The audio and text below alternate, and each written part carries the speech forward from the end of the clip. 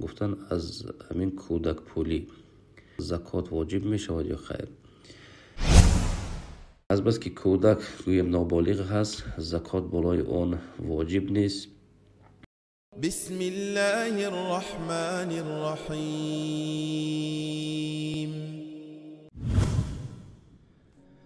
و همچنین یک سوال دیگر دادن که مانند سوال اول می باشد. گفتن از همین کودک پولی به اصطلاح از детский пособие زکات واجب می شود یا خیر؟ یعنی اگر همون مبلغ به حدی رسد که حد نصاب رسد، زکات می دهیم یا نه؟ اینم باشد برادر عزیز، اون همون детский пособие گویم حقی کودک هست و مال کودک هست، مال پدر نیست. زیرا اونم باشد برای کودک، خود همین کودک پولی یعنی مال کودک است تا که برای همون کودک اون صرف کرده شود.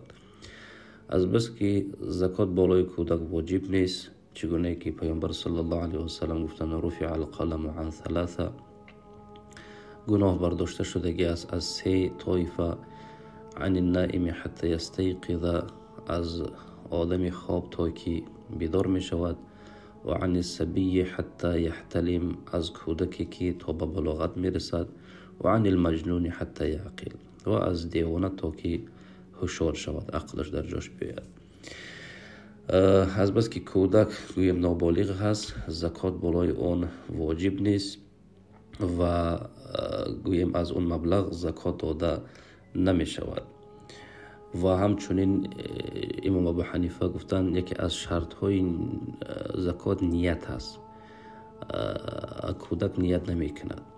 خلاصی کلام این هم باشد همون پدر گوییم یا مادر گوییم به پررگی حق تصرف این مال را ندارند، زیرا در ملکیت آنها به واسطه این مال وارد شدگی نیست.